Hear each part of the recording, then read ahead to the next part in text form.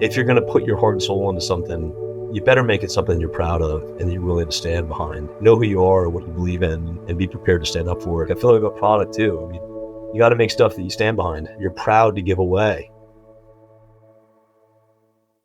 Hey everybody, we have a special bonus episode for you today. We're having a conversation with Bayard Winthrop. He's the founder and CEO of American Giant, one of our favorite clothing companies. Yeah, this episode is all about the intersection of design and entrepreneurship. That's a topic both Aaron and I have really been interested in over the years, and as we've taken the show independent this year, it's something that's definitely closer to our day-to-day lives. So we love hearing from somebody who's both very knowledgeable about the design side of things, even though he's not a designer himself, but knows, how it plays into the business factors of any kind of enterprise, and someone who's been a multiple-time entrepreneur as well. Designers often hear that they need to develop business acumen. They need to know how a business works and how a product makes money. And Bayard shares some of those insights here in our conversation. Yeah, this episode is different in one other way. It's our very first sponsored episode. So American Giant is one of our sponsors. We mentioned that we do love the clothes, and we'll talk a little bit more about that at the end. But this is something new for us, so we're curious to hear what you think. We hope you enjoy our conversation with Bayard as much as we did. Now, on to the show. Bayard Winthrop, welcome to the Design Better podcast. Well, thanks for having me. It's good to be here. So good to have you. And before we dive into the show proper, we thought it would just be helpful to orient people a little around your career. You've been at some really, really cool companies. I mean, the only other person I know that's been at such fun companies, a guy named Joe Nornchild, who was the co-founder of Billabong and Hurley, and I've become friends with him over the years. I mean, I'm a surfer, so I've always looked up to him and his kind of entrepreneurial adventures. But prior to your current role at American Giant, you were at Chrome and Freeboard and Atlas Snowshoes, where I actually interviewed there for a product design role back in the late 90s after college. So I'm familiar with that company. Oh, that's awesome. Yeah, but such fun places to work. So maybe you could walk us a little bit through your journey and what brought you to where you are today. I'd love to. I'm now in my 50s and I reflect on my career path a lot and just filled with lots and lots of gratitude with the opportunities that I have had. I started out, I grew up in Connecticut, and my folks got divorced. I was the youngest of three boys, and my dad paid for our education. And so I ended up going to kind of gold-plated schools in New England, and prep school in New England. But my mom was not the most sort of financially stable person in the world. And so I don't think I knew this at the time, but as a kid, I think I got pretty oriented and fixated on wanting to be financially stable. And growing up in the southern part of Connecticut, a lot of the fathers around me worked on Wall Street and worked in banking. And so even though I wasn't a good student, I got really fixated on getting into the world of investment banking. And I went to University of Vermont. I was a history major and knew nothing about finance or economics or accounting. I started interning. I got through a friend of mine's father who kind of was almost a second father to me. I got a job as an intern one summer at a well-regarded bank, and that started a series of summers where I worked there, and they eventually allowed me to get into their investment banking program, which is a pretty elite program. And I got there, I was like the guy from UVM, and everyone else was from Wharton and Stanford and Harvard and had been economic majors, and I was clearly not smart enough, way in over my head. And a couple years later, I was lucky enough to be working on a project with the film company called IMAX. We were raising debt for them, and I was the junior person, kind of the bag carrier on the team. But I was going back and forth to Toronto a bunch and met them and met the founders and got to hear their story. And I remember just sitting in a meeting being like, oh my gosh, this is amazing and inspiring.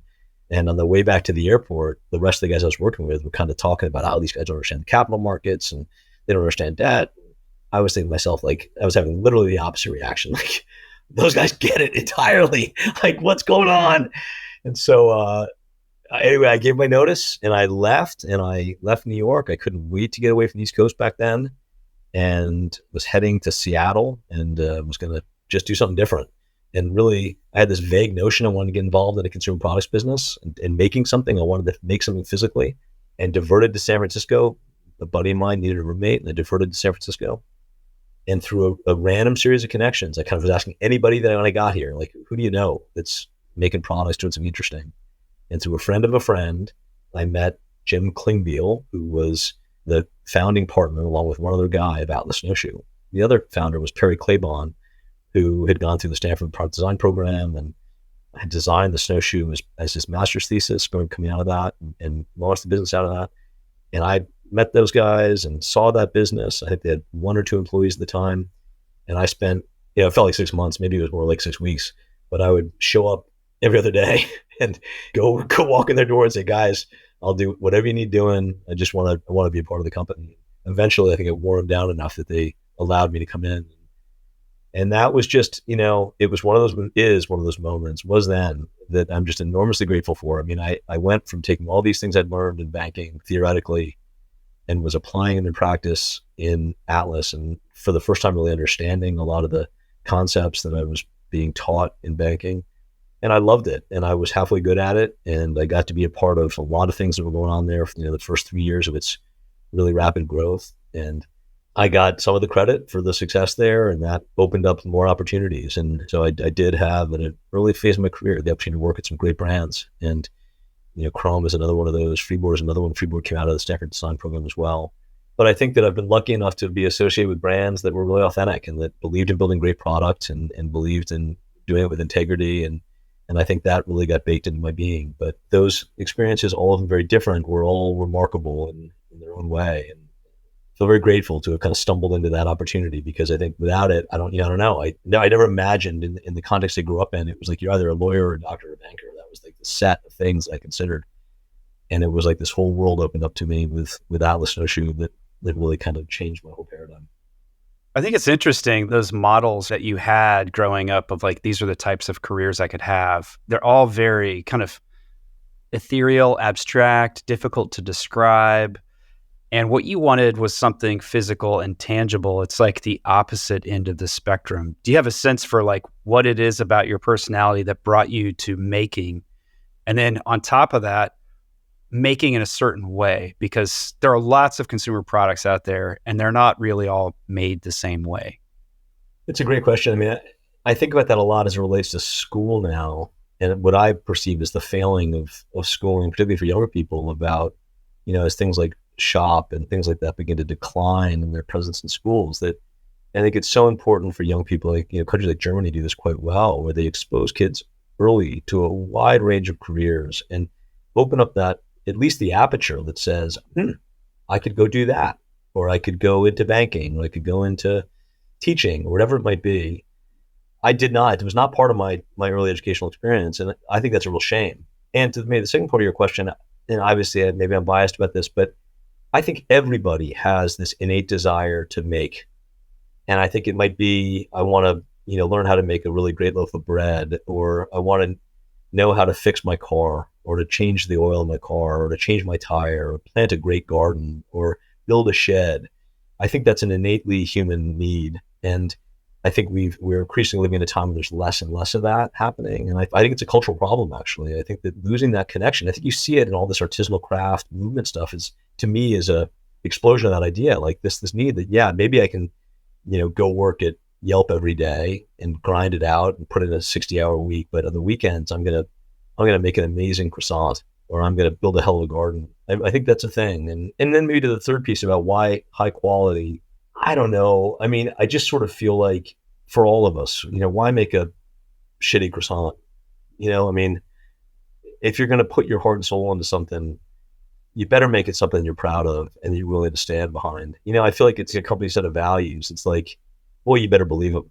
And you better, when the weather gets bad, you better be steady at what you believe in and not blow whichever way the wind's blowing, but know who you are, what you believe in, and be prepared to stand up for it. It's like, I feel like a product too. I mean, you got to make stuff that you stand behind. You're proud to give away, and it's, it's like serving a meal. It's like, if I had you guys over for dinner and made you a meal, it's like, it's an intimate experience. And, to this day, if someone comes up to me and says, hey, I own one of your sweatshirts, man, and I love it, it's the most amazing experience. And if they had a shitty experience with the company, it's terrible. It's like, you take it personally. It's like, let me fix that for you. It's like, it's part of who you are. And so that one, I think anyone that is really involved in making product, I hope, takes it that personally.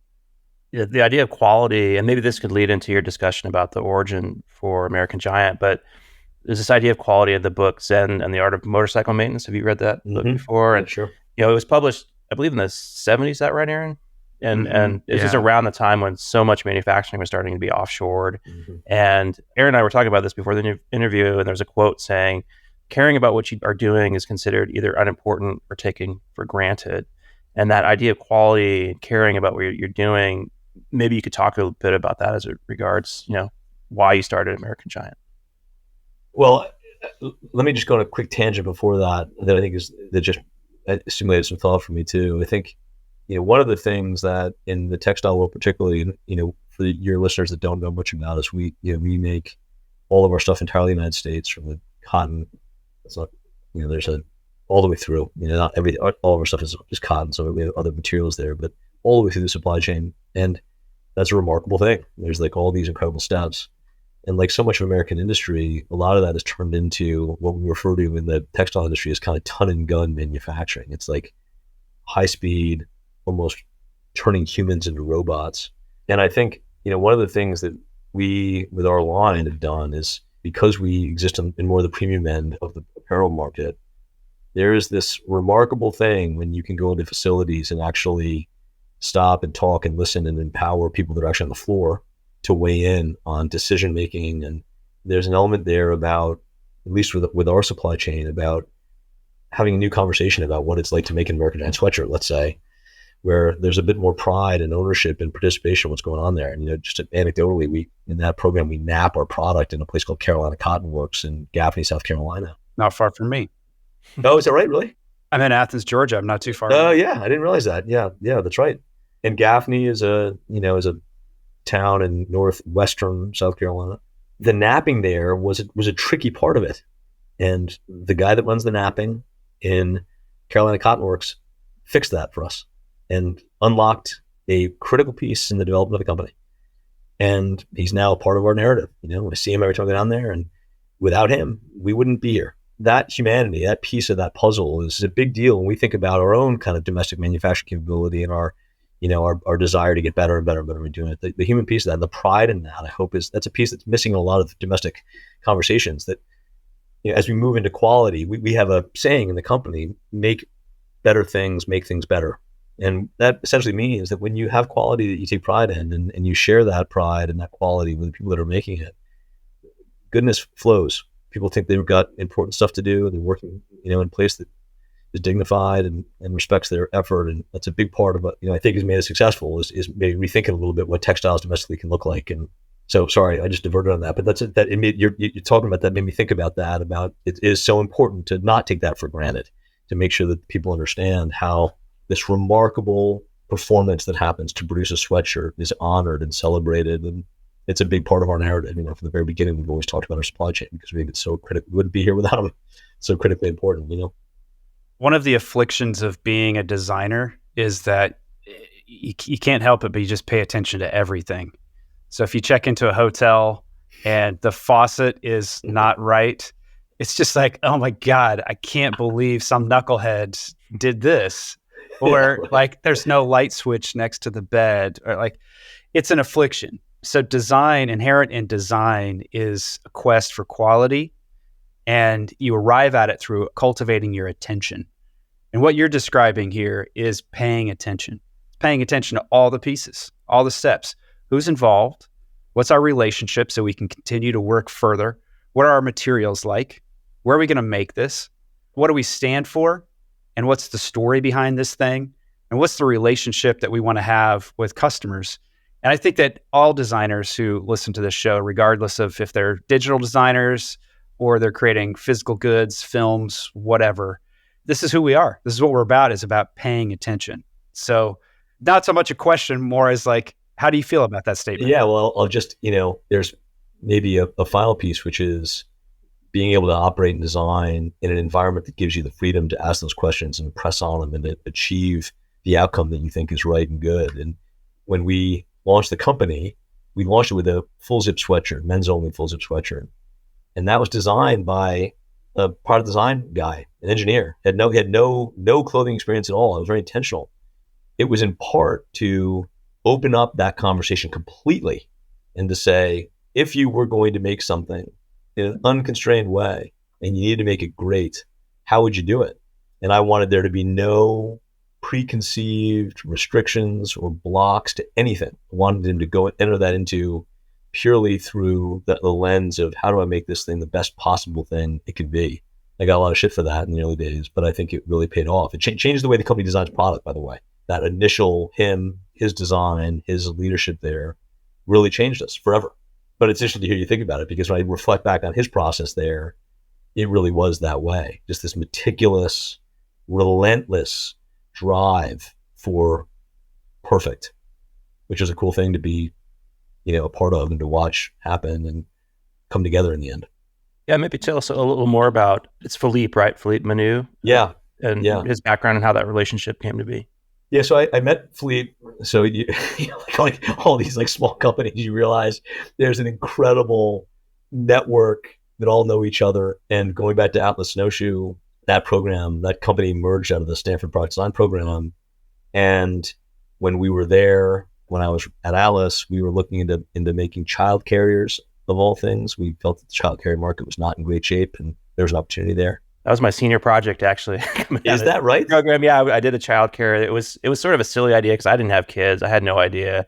And I was like, what if I did a lot of backpacking back then. I was like, what if you had a child carrier that like integrated into a backpack? Not thinking like most parents aren't backpacking with like their infant, but I made a product and yeah. Yeah, but there are some really interesting insights there. And so I am older than you, but this is back in the mid 90s. And child carriers back then were terrible. I mean, the lumbar support was terrible. You couldn't have any place to put like a sippy cup or anything. It was like they were terrible. And Atlas, to the enduring credit of Jim and Perry, had built a brand that was just sturdy and well-made stuff made here. And that felt like that fit really well with the child carrier market. But anyway, we went back to the Stanford program, and the guy we ended up working with there was a guy named Steen Strand, who was in the program. And Steen and I spent, 3 trade shows together and a couple nights in crappy motels and looked at child carriers together. We never ended up doing it. But years later, he launched Freeboard, and I joined him in that. But as part of that network of people, Philippe Manu was at Stanford also and was in the product design program. Philippe grew up as a big skateboarder and was around Freeboard a bunch, and remarkably talented guy, incredible designer. He had been spending a lot of time in his career. He'd been in medical devices and was at Apple working on the original iPod. And I caught him at a time where I think he was wanting to do something that was different for him. He just was ready for a change. We got a coffee together one day. I said, how about this? How about you design this sweatshirt for me? I think his reactions were twofold. One was like, I have no idea how to make a sweatshirt, but also like, that's interesting. Like, I have no idea how to do that. I think the only instruction or agreement between he and I was like, do this right. Don't be constrained by anything. He really went through this almost reverse engineering approach to say, what are all the things that go into making a sweatshirt, and what make those good or bad things, and what do you care about? And he is so methodical and meticulous, and just would turn it and turn it and turn it. I mean, we had discussions about the ribbing and the cuff and the dimensions of the cuff and the length of it, and for weeks on end, and testing and tearing apart and cutting and buying, going back into Goodwill stores and buying more fleece. But the end of it was, we had literally together gone on a journey that lasted for, almost a year of figuring out all of these component parts. And it ended up being this complete passion project, just totally immersive. And we came out the other end with a sweatshirt that we were really proud of. Nobody would make. They're like, are you kidding me? Like, this thing is, this is not commercial. This thing is like got way too much build in it and all these elements that no one cares about anymore. But Philippe was like, hell yeah, they do. And he had brought me on that journey too. And just, sort of feeling like, man, once you get into it, it becomes its own thing. And you're like, God, this is a beautiful thing. And almost to a point where we felt like, I don't care if one person buys this or a million, but we're going to make this damn thing. It was just beautiful and awesome. And so we did. And we, there's a whole supply chain part of the story too, about people in the supply chain, one person in particular that stood up and said, I'm going to help you get this done. That without him, we would never have been able to get into production on it. But there was this amazing confluence of talent and people that ultimately got it made. But there was a while there where we thought we'd hit a dead end with our ability to actually get the thing manufactured. So take us through this a little bit more. So is this sweatshirt the origin story of American Giant, where it's like the first thing where you couldn't get someone else to produce it, so you had to start your own company? No. So a little different than that. So I had been running a company in San Francisco called Chrome that was originally a messenger bag business. And I was brought on to add on footwear and apparel or expand their apparel offering. And it was started by a couple of guys, Bart and Mark, who built an absolutely beautiful initial product and a series of extensions around it. And, those guys were total product guys and committed and loved that brand and did an amazing job there. And they sold the company to a new owner who wanted to expand it. And I was brought in to help do that. And we had a few great years together. And as we were growing, I think I began to really get conviction that he had good ambitions for that business and big ambitions for that business. And I felt strongly that in order to achieve that vision, that Chrome really had to root itself in quality and had to root itself in my assessment, in their American-made heritage. And that from that foundation, they could grow a very big business. And I presented that to him, the owner, and the board, that I felt that we had to really redouble this commitment as we were pushing into footwear and apparel. And I remember at the board meeting, he was like, "Yeah, no, that's a nice idea, but we're not doing that. we're going to China and we're gonna expand into REI and Sport Chalet and all these other networks." And that's a very reasonable decision to make, by the way, right? I mean, staying domestic back then and now is not easy. There are a lot easier paths to choose. But I had spent a lot of time thinking about it. I really believed it. I was really committed to that idea. I was really kind of all in. And I think he realized at the same time that this isn't my guy. He's doing something different. He fired me a month and a half later. I'm just like, the guy. I remember I'd come home to my wife, and I really believe it was maybe the best 3-year stretch up to that point of my professional career. We'd been doing amazing work. The team at Chrome was unbelievable. And I came home to my wife and I said, I think I'm getting fired tomorrow. She goes, "No way." And I was like, "I think I am." And the next morning he fired me at like 5:30 in the morning. But at that point, I had just had my first child. She was like 3 weeks old, and it was just before Christmas. And I'll never forget this. I had on the one hand this sort of intense sense of like, I got to go do that, but also like panic. I had an infant on my hands. I'd just gotten fired. It was like Christmas time. I was like, oh my God. And so that was a stressful period, and I was sort of scrambling, trying to figure out what I was going to do. But in the midst of that, there was this emerging idea, like, boy, I mean it about that American-made thing. And as I had thought about it through the lens of Chrome initially, it was particularly acute in apparel in my mind. That I had grown up in the 70s and 80s around the kind of great American brands, the Russells, the Champions, the Levi's, the Wranglers, the Woolriches, all these brands that had made Red Wing, that made just amazing products that were maybe a bit more expensive, but that lasted and that took on a patina over time. And that, you really almost felt like you built a relationship with the product and the brand. And that by wearing that brand, it said something about who you were. And I loved that stuff. And I looked around the apparel world then and now, and I just think it's filled with such junk and brands that, with very few exceptions, have no soul and have no North Star and don't really have a set of values that they, adhere to. And I believe then, way more today, but I believe then that there was a real opportunity there. And that if you built some great product and did it with integrity, did it in the US, that people would care. To add to that, I also felt that, to our earlier conversation, that we had been strip mining the country for 20 years, 30 years with our trade agreements. And we were gutting the middle of the country, and that there was a bunch of middle class, lower middle class, blue collar workers that were just basically being told to figure something else out as all these jobs were being moved overseas. And I felt that, I don't want to be overly, I don't know what the word is, overly sentimental about it, but I was thinking about, the kind of legacy I wanted to leave to my daughter and what I wanted her to think about me. And I just knew at a certain point, I was like, I believe in this. I think it's a company I'd be really proud of. We could have some good, and I want her to think of me that way. And I want to run a business that I'm proud of. And so it came out of that idea. And the original concept was, we're going to make great clothing in the US. And that was it. It was like, that's what we're going to do. We're going to sell it direct to consumers. That's the framework. And then I started thinking of what we'd sell. And I wanted to do something iconic. And on that list was like blue jeans or flannel or a t-shirt or a sweatshirt. And blue jeans and flannel are hard as hell. And t-shirts are not that impactful. And so we kind of said, sweatshirts are the thing. So that's how we got around to it. And then I dragged Felipe into help. And off we went. That origin story where you're experiencing the offshore, I kind of went through that myself with another actually Stanford related company called Light in Motion, which was vertically integrated. We did underwater video and photography equipment and also bike lights. And when I joined, it was like truly vertically integrated, that the machine shop was down on the basement floor, and then we had sales and marketing and then engineering on the top. It was like a master's degree for me in like making stuff, because we had, I was down there on the machine shop floor. It was super fun and like I learned a ton. But then there came a certain point where like they're having to compete with these other companies that are making stuff in China, and it was just so hard. But I'm wondering for you and for American Giant, how do you tell that story to your customer? How do you talk about your vision in a way that like makes sense to people? Yeah, it's a good question. I mean, we kind of go back and forth a little bit. There's a side of me that is almost like, don't talk about it too much. Like just walk the walk and let customers find out about it. And that frankly was the original concept of the business. Was like, when I started the company, we had no budget for marketing other than hiring a PR firm. That was like the only thing that I said we're going to spend on. And the thinking there was like, get customers to know what you're up to and who you are, and they'll talk to people, and then get the media to understand who you are, and they might write about you. And that's it. And that was the guiding principle of the company for the first 4 years, probably, of the company's life.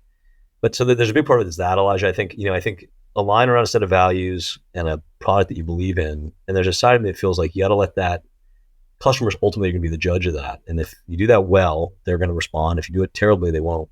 So there's a piece of that. The other side, though, is I do try to speak out a lot in situations like this. I think the country is in the middle of a profound crisis about how we're thinking about what kind of country we want to be as we look down the road a bit. And I personally don't think that, a country of kind of a barbell kind of situation where you got people that live in places like San Francisco and New York and have, college and master's degrees and work in tech or legal or entertainment, and then the rest of the country that kind of is hanging on for dear life. I don't think that creates a stable middle class. And I think it doesn't create a, good, viable jobs with integrity in small towns all across the country where it really matters. And so I think I try to talk about that, and I try to think more and more that we got to, just as Americans, think about how we're spending our dollars. And I know that's a big ask for people because, life considerations get in the way.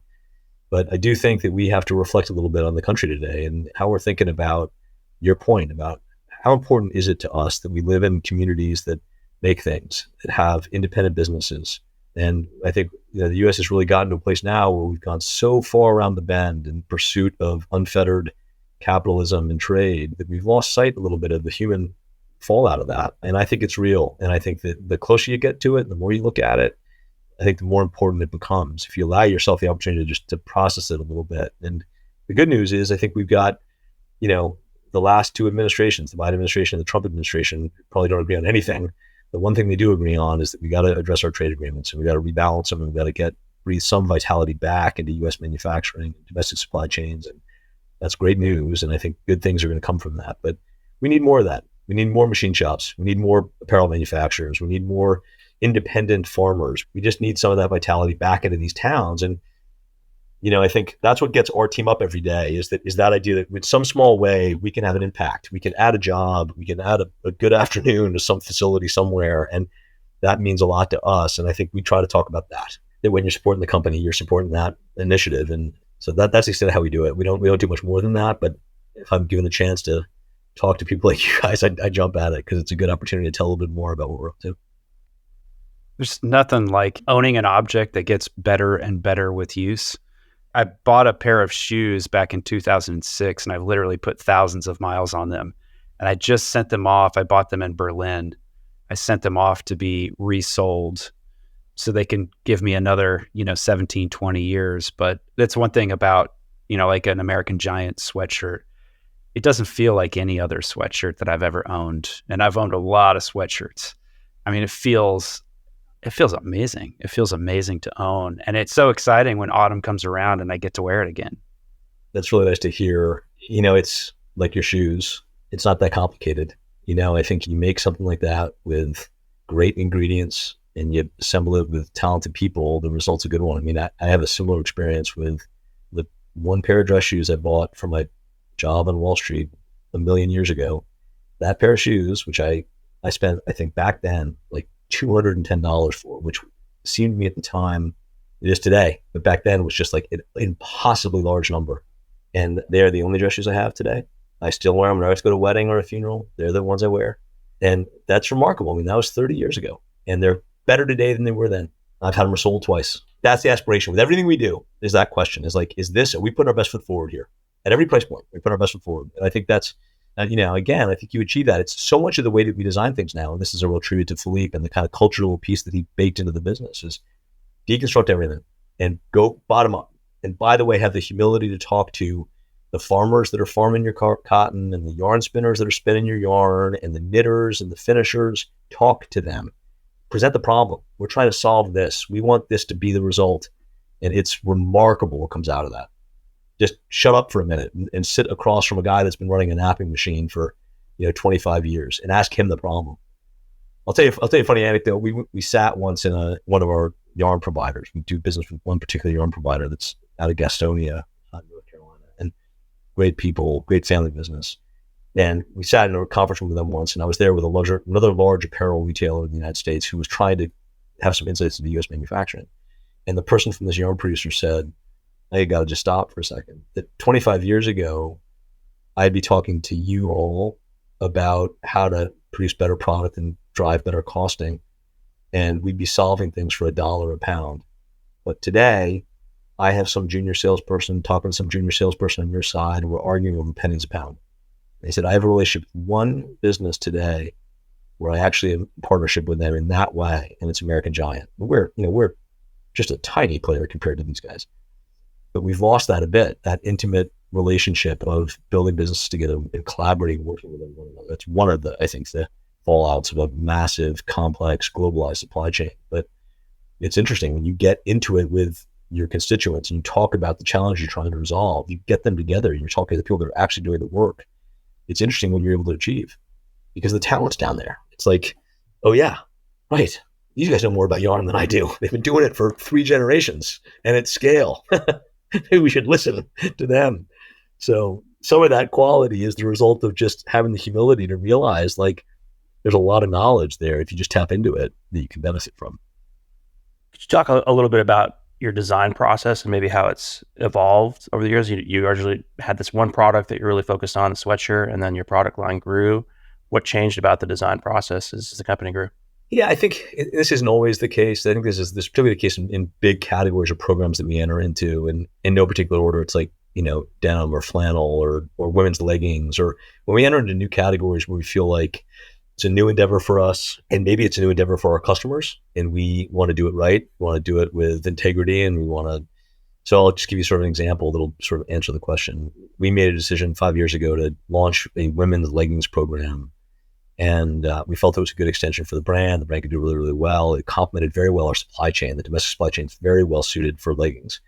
But we didn't know a lot about leggings. And we knew the supply chain was there. We knew the yarn spinners were there. We knew the knitters were there. We knew that the sewers were there. But we didn't really know how to do it great. And so recruited every woman we knew. So, not only everybody in our network, but our entire PR firm, which is an amazing PR firm, mostly women. We recruited a lot of the editors at Refinery 29, which is an online fashion blog, and Connie Wang, who was the fashion editor there, and started to bring them into the process that began with saying, tell us about the leggings you own and what you like about them, what you don't like about them. And if you talk to enough women, you find out pretty quickly that there's about 9 things that really bother women about leggings. And it's things like grinning when fabric stretches at the knee, you can actually see the skin underneath. That's called grinning.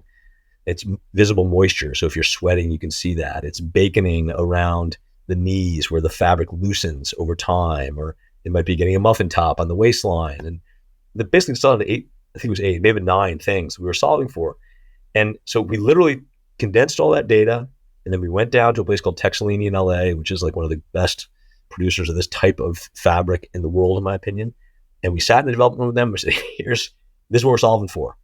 And I'll never forget it. I think it was the head of production came in the room, and she was like, well, this isn't hard. We can do it. It's going to be expensive. And we were like, we don't care. We just want to solve the problems. And so what came out of that is our No BS program, which is just a line of women's leggings. It's fantastic. It's just the fabric is absolutely beautiful. And it's just a result of sitting down and saying, talking to your customer and saying, what matters here? What do you care about? And then talking to suppliers and say, how do we resolve this? That took a long time. There was a lot of iteration in that fabric and a lot of product testing. And, similar thing with our premium t-shirt line, which is a slub fabric. Slub is a beautiful fabric. It's got a lot of problems. It twists, it can be transparent, a bunch of problems with it. How do you resolve that? And that one, there are a lot of steps in that. But I think stepping away from it and saying, what are we trying to achieve? And letting go of constraints. Don't constrain it based on cost. Don't constrain it based on whatever other factors might be. and then work with the supply chain and give them the room to work together with one another, like letting the knitters talk to the yarn spinners, letting the yarn spinners talk to the people that are finishing the cloth. Are you running into problems there? How can we deal with that? So when we have big programs like that, that's how we do it. Obviously, we don't do that in every case. If we're doing like a basic t-shirt, we know enough now how to do that pretty well. And it's not quite as exhaustive a process to go through. I think a lot of these companies out there are like, oh, we spent 10 years designing the t-shirt as a great t-shirt made. It's like, oh, I don't know. I mean, t-shirt's a t-shirt's a t-shirt. You can do some things to make it better, but you probably can't, recreate the mousetrap on that one. So I think it's one part that, and I think it really is this immersive relationship with the supply chain that's super, super important, that we have the luxury of, I spent a ton of time. I was down in factories 2 days ago, just talking to the men and women that are doing the work, not just at the sewing end, but all the way through. And that's a huge part of our process. It's just letting that knowledge base come through and impact what we end up producing. How do you think about communicating values? I mean, clearly you've got a point of view and you went into the creation of this business with a strong point of view and values that guided you. But one of the challenges of growing a business is those values have to be communicated to other people. The hiring process, like how do you find people who are likely to kind of buy into the vision and the purpose of the business? How do you think about that? Yeah, I mean, it's such a good question. I'm not sure how well we do it. I'm too reflecting on hiring. I think one of the things we probably under-indexed for is when we hire team members over the years. We haven't always been, I think this is not the case now. I think the team we have on board now is just like, they're on the mission now. But I think being more overt about that, this is what we're trying to do.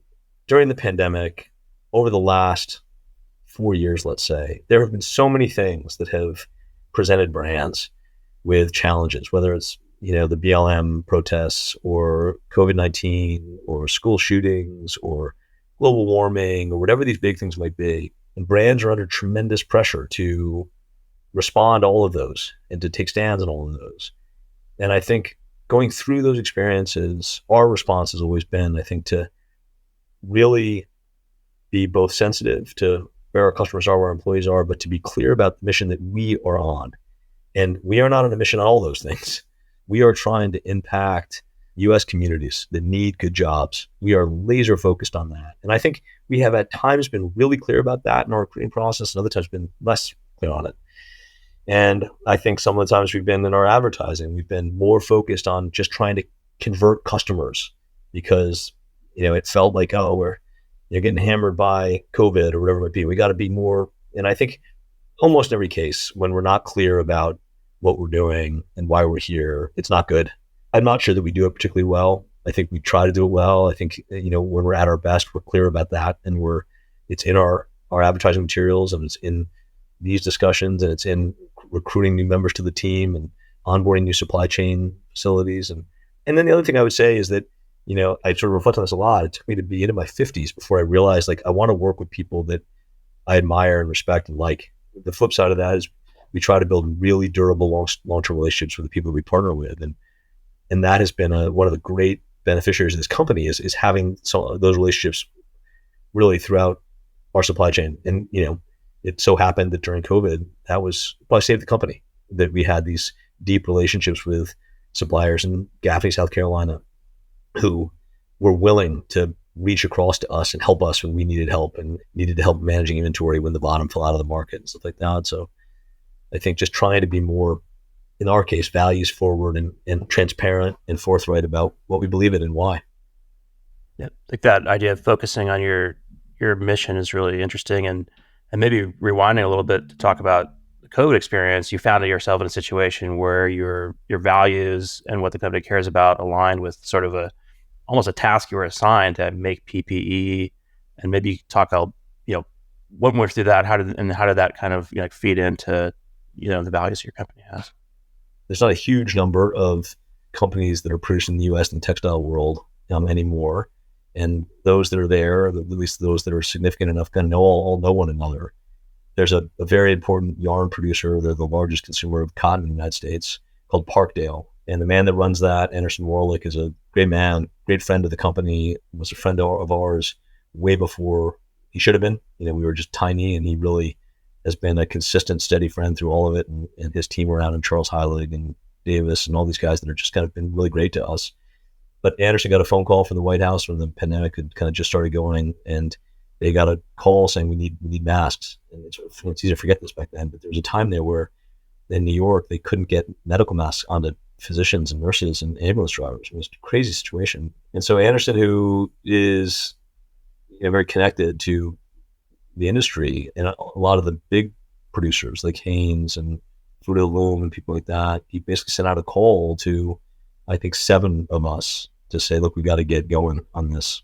And obviously you get a phone call like that, and, it's an easy thing to say yes to, And so we did, and it was a remarkable thing. I mean, we, people that on the face of it might be competitive with one another. I mean, the Haynes people were just absolutely phenomenal. I mean, they spent hours on the phone with our engineers, and, we had the U.S. government using planes to fly fabric in, and it was remarkable. And I think within 10 days, we were producing thousands of masks a day. And as were, a bunch of these companies, Sanmar and Haynes and others. And we were, I think we ended up doing, I don't know how many hundreds of thousands, millions of masks we did, but it was good to be a part of that. And it got frustrating at times. I mean, I remember there was a point where we had pallets and pallets of masks sitting in our loading dock in North Carolina, and the U.S. Postal Service was refusing to pick it up because the registration of the U.S. Postal Eagle wasn't correct enough. And I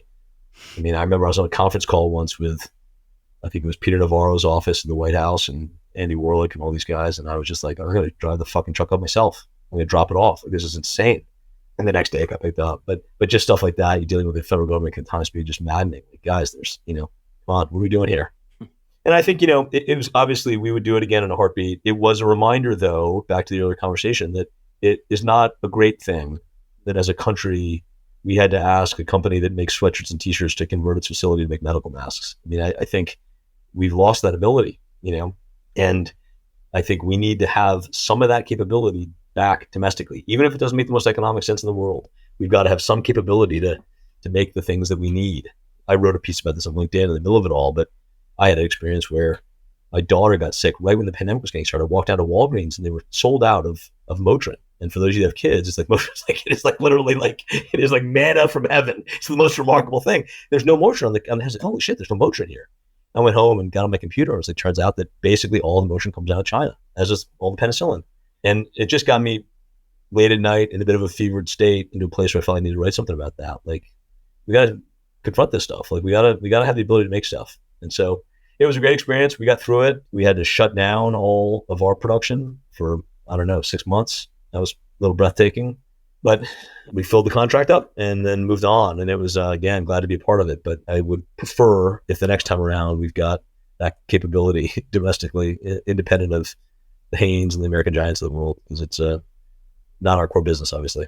That's fascinating. Well, thank you for doing that, because, those of us that were here, probably most listeners remember that very well. It was a scary time. It was a scary time. And I remember I know the fire chief here in San Francisco, and she's a remarkable woman.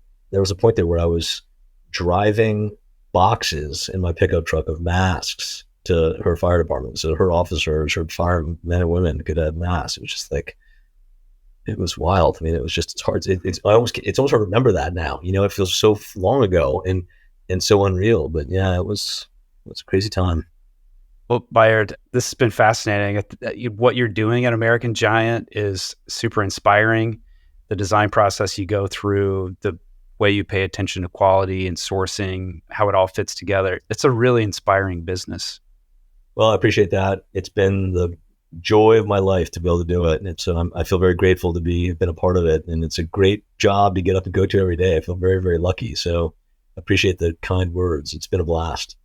Before we close out, what are you reading, watching, listening to that is exciting or inspiring to you?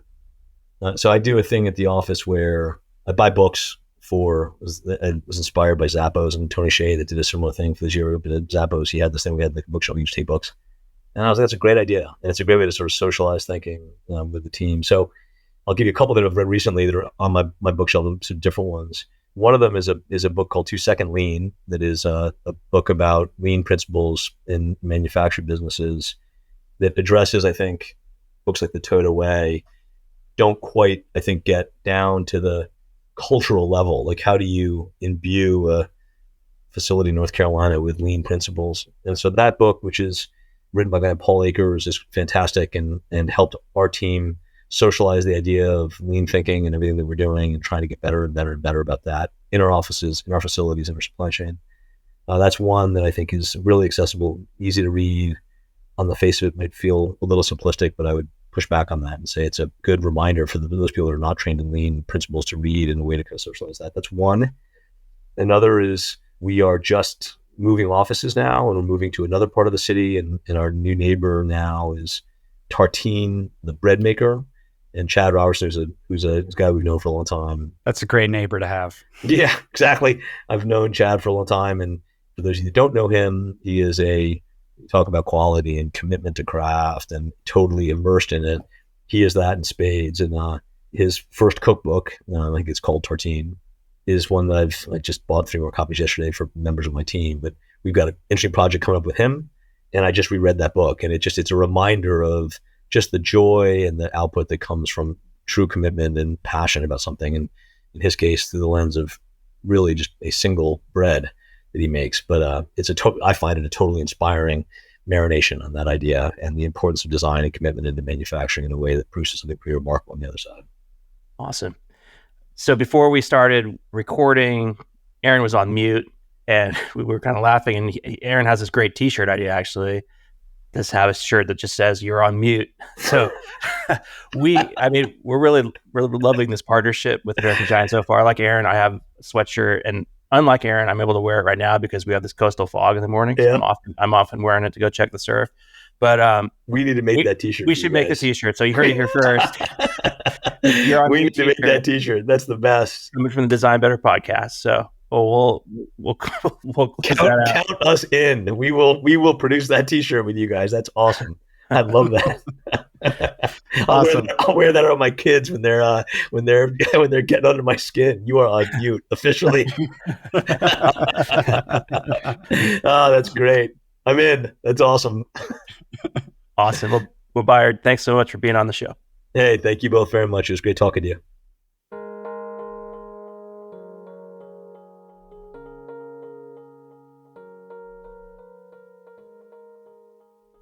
Eli, I love talking to Bayard. I mean, he's just such a genuine person, and his values, they come through in his business. They come through in the actions, the way that he treats his employees. Very focused on building things here in the United States.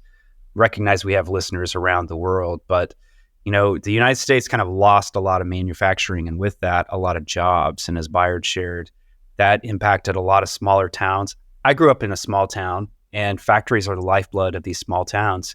And when a business leaves, people, like families, break up. People are left destitute. So that was something that really resonated with me, how American Giant runs their business and the values that are behind their products. Yeah, me too. I spent the first part of my career doing physical product design, and it was a brand that was vertically integrated. So we built everything in-house, most of it in the building that we worked in, at least in the beginning. And I got a real sense for how those kind of jobs, whether that's on the manufacturing floor, assembly line, they're really meaningful for people, not only because they were typically higher wage than a lot of the jobs you can get in the area. The area of Monterey is largely kind of tourist driven, so often lower wage jobs and restaurants and things like that. But also just, making things day to day. There's something about working with your hands, and it's not for everybody, but some people it really resonates with. It's meaningful. You come out at the end of the day feeling like you've accomplished something. You brought up one of my favorite books, the Bayard Zen on the Art of Motorcycle Maintenance. It's a book I read a long time ago. I think I was an undergrad, and it wasn't an easy read all the time, but the concepts of that book stuck with me. The basic premise is that quality is important, and knowing how to take care of things is really important. And when I buy stuff, I think about that book. I think about those principles a lot because we buy a lot of disposable stuff.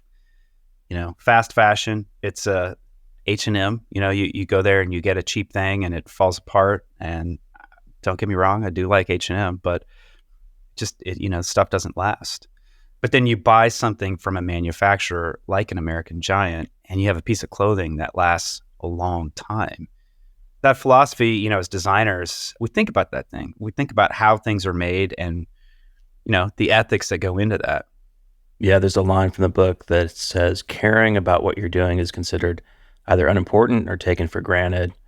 And I do think we've gotten to a place where, it's sort of taken for granted that you may be, and I'm speaking for myself here, but maybe working on a project where you just kind of get distance from the fact that this thing that you're shipping out to the world is going to be used by people. And sometimes you just get so wrapped up in like the day-to-day, whatever bureaucracy of the place you're working, that those sort of challenges become more central than the actual act of creating something and getting it out to the world.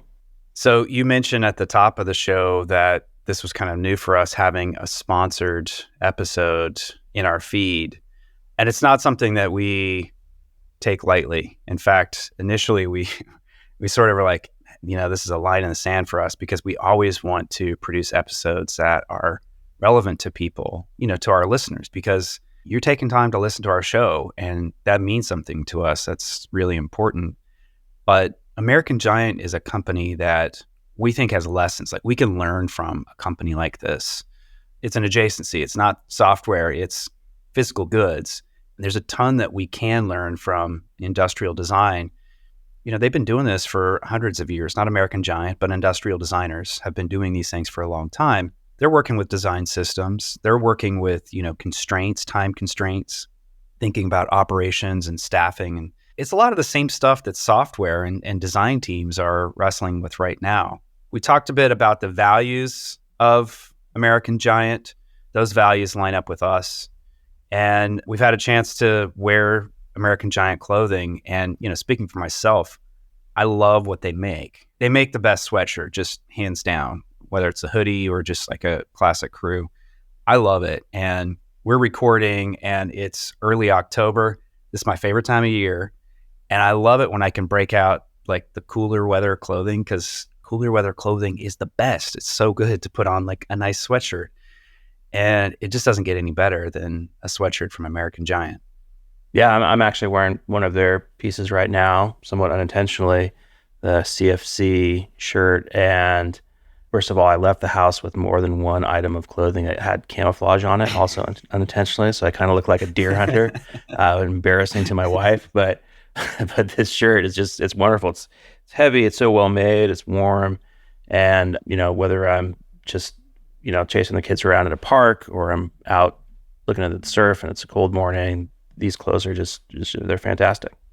Sometimes being a designer, like, it can be painful because we pay attention to all the details. You check into a hotel room and the faucet doesn't work right. The light switch is in the wrong place. They don't have space in the closet for your luggage. That stuff just, like, I'm haunted by it. I can't stop seeing that stuff. And so when I go buy something that I'm going to bring into my life, into my house, I'm going to wear it, I'm going to be, it's like part of my brand, my personal brand, how I'm seen in the world. I pay attention to stuff like, is it good? Is it going to last a long time? Does it feel good? I really pay attention to like textures and so forth. And, I pay attention to the story. Where's this thing come from?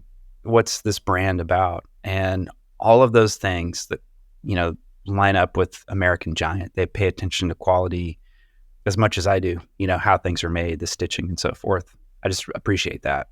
Yeah, I agree. And I think, we'll only bring you this kind of episode if it aligns up on several fronts. One is that, the products we love, which clearly these are great products. Two is that the values of their brand align with ours. I mean, in addition to creating local jobs, they're also very focused on sustainability. They use, cotton that's sustainable.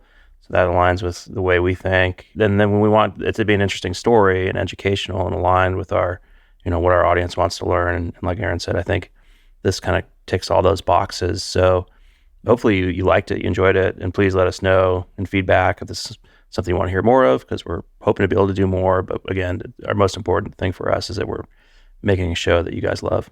And if you do have feedback, contact at thecuriositydepartment.com. That's how you can reach both me and Eli. It is important for us to have sponsored episodes, as Eli said, when the content matches up with, the quality that we want to bring you. And there's a lesson. Like, it's not just, hey, here's a thing to buy, but there's something we can learn from here and bring into our work. When that aligns, we'll do that. But it also helps support our show and make this sustainable. We want to keep, bringing you content that is useful and educational and helps you with your career and your curiosities. You can save 20% off your first purchase from American Giant. Just go to dbtr.co/American Giant and enter the code DESIGNBETTER at checkout for 20% off. This episode was produced by Eli Woolery and me, Aaron Walter, with engineering and production support from Brian Paik of Pacific Audio. If you found this episode useful, we hope that you'll leave us a review on Apple Podcasts, Spotify, or wherever you listen to finer shows. Or simply drop a link to the show in your team's Slack channel, designbetterpodcast.com. It'll really help others discover the show. Until next time.